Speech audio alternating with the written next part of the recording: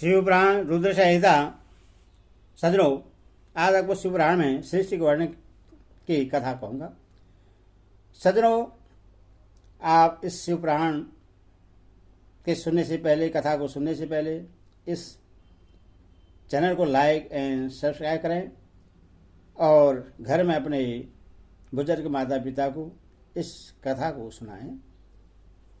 धन्यवाद। कथा सुनिए। सृष्टि का वर्णन।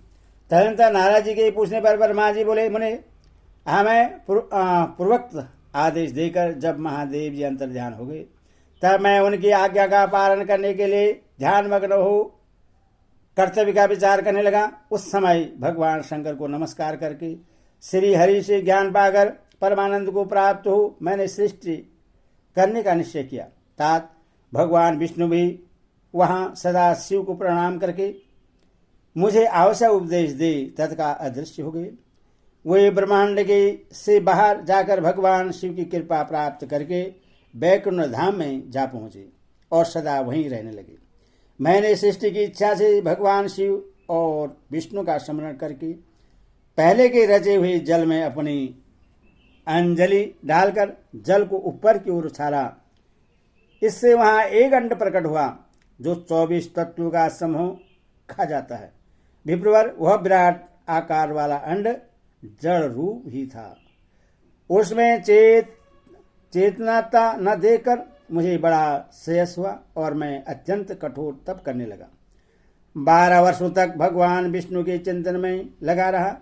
तात वह समय पूर्ण होने पर भगवान श्री हरि स्वयं प्रकट हुए और बड़े प्रेम से मेरे अंगों का स्पर्श करते हुए मुझसे प्रसन्नतापूर्वक बोले। श्री विष्णु ने कहा, ब्राह्मण तुम वर मांगो, मैं प्रसन्न हूँ। मुझे तुम्हारे लिए कुछ भी अदेय नहीं है। भगवान शिव की कृपा से मैं सब कुछ देने में समर्थ हूँ। ब्रह्मा जी बोले, अर्थात मैंने कहा, महाभाग आपने जो मुझ पर कृपा की है वह सर्वदा उचित ही है, क्योंकि भगवान शंकर ने मुझे आपके हाथों में सौंप दिया है। विष्णु आपको नमस्कार है। आज मैं आपसे जो कुछ मांगता हूँ उससे दीजिए। प्रभु, यह विराट रूप 24 तत्व से बना हुआ अंड किसी तरह चेतन नहीं हो रहा है, जड़ीभूत दिखाई देता है। हरे, इस समय भगवान शिव की कृपा से आप यहाँ प्रकट हुए हैं, अतः शंकर की सृष्टि शक्ति या विभूति से प्राप्त हुए इस अंड में चेतनता लाइए। मेरा ऐसा कहने पर शिव की आज्ञा में तत्पर रहने वाले महाविष्णु ने अनंत रूप का आश्रय ले उस अंड में प्रवेश किया। उस समय उन परम पुरुष के सहस्त्रों मस्तक, सहस्त्रों नेत्र, सहस्त्रों पैर थे। उन्होंने भूमि को सब ओर से घेर कर उस अंड को व्याप्त कर दिया। मेरे द्वारा भली बात स्तुति की जाने पर जब श्री विष्णु ने उस अंड में प्रवेश किया, तब वह 24 तत्वों का विकार रूप अंड सचेतन हो गया। पाताल से लेकर सत्यलोक तक की अवधि वाले उस अंड के रूप में वहां साक्षात श्री हरि ही विराजने लगे। उस विराट अंड में व्यापक होने से ही वे प्रभु वैराज पुरुष कहलाए।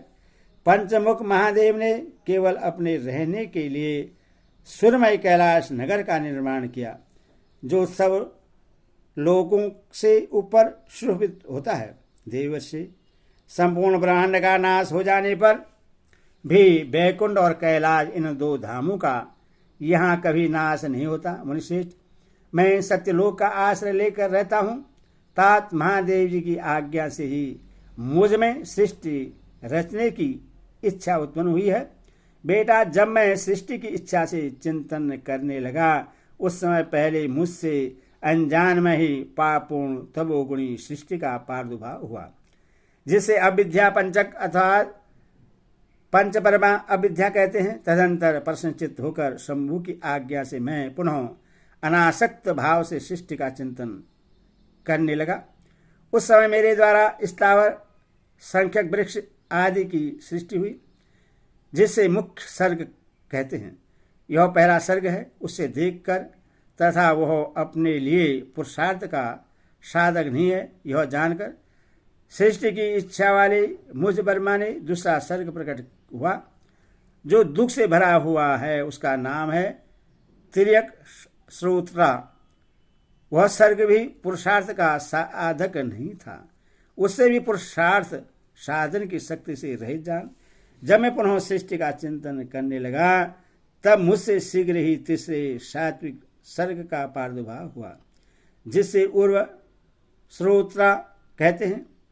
यह देव सर्ग के नाम से विख्यात हुआ। देव सर्ग सत्यवादी था, अत्यंत सुखदायक है। उससे भी पुरुषार्थ साधन की रुचि एवं अधिकार से रहित मानकर मैंने अन्य सर्ग के लिए अपने स्वामी श्री शिव का चिंतन आरंभ किया। तब भगवान शंकर की आज्ञा से एक रजोगुणी सृष्टि का प्रादुर्भाव हुआ, जिससे अर्वाक स्त्रोता कहा गया है।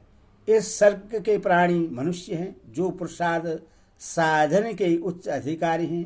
तदंतर महादेव जी की आज्ञा से भूत आदि की सृष्टि हुई।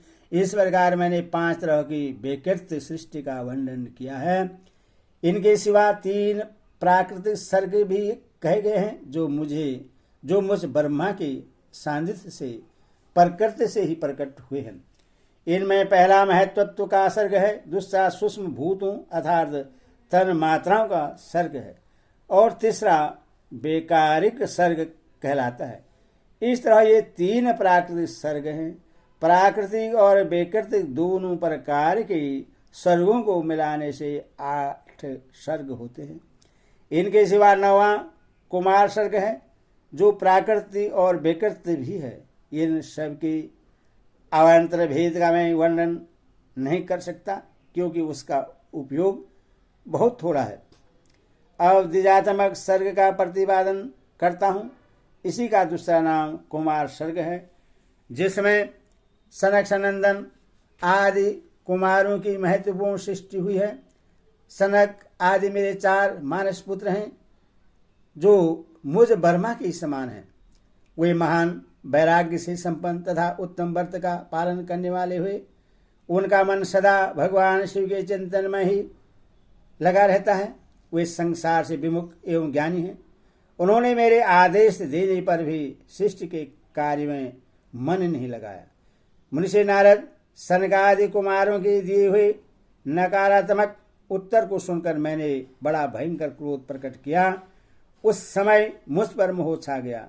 उस अवसर पर मैंने मन ही मन भगवान विष्णु का स्मरण किया।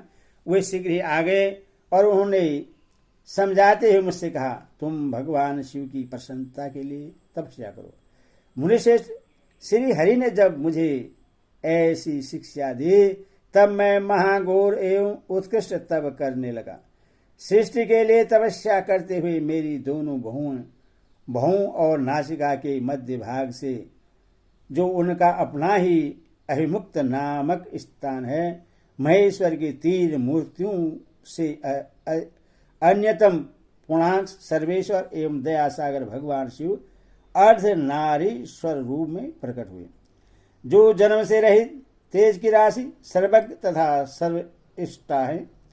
उन नीलोहित नामधारी साक्षात उमावल्लभ शंकर को सामने देख बड़ी भक्ति से मस्तक झुका। उनकी स्तुति करके मैं बड़ा प्रसन्न हुआ और उन देवेश्वर से बोला, प्रभु आप भांति भांति के जीवों की सृष्टि कीजिए। मेरी यह बात सुनकर उन देवादिदेव महेश्वर रुद्र ने अपने ही समान बहुत से रुद्र गणों की सृष्टि की। तब मैंने अपने स्वामी महेश्वर महारुद्र से फिर कहा, देव आप ऐसे जीवों की सृष्टि कीजिए जो जन्म और मृत्यु के भय से युक्त हों। मुनिश्रेष्ठ मेरी ऐसी बात सुनकर करुणा सागर महादेव जी हंस पड़े और तत्काल इस प्रकार बोले। महादेव जी ने कहा, विधाता मैं जन्म और मृत्यु के भय से युक्त अशोभन जीवों की सृष्टि नहीं करूंगा, क्योंकि वे कर्मों के अधीन हो दुख के समुद्र में डूबे रहेंगे। मैं तो दुख के सागर में डूबे हुए उन जीवों का उद्धार मात्र करूंगा। गुरु का स्वरूप धारण करके उत्तम ज्ञान प्रदान कर उन सबको संसार सागर से पार करूंगा। प्रजापति, दुख में डूबे हुए सारे जीव की सृष्टि तो तुम ही करो। मेरी आज्ञा से इस कार्य में प्रवृत्त होने के कारण तुम्हें माया नहीं बाध सकेगी। मुझसे ऐसा कहकर श्रीमान भगवान नीलोहित महादेव जी मेरे देखते देखते अपने पादरस के साथ वहां से तत्काल तिरोहित हो गए। ओम नमः शिवाय, ओम नमः शिवाय, ओम नमः।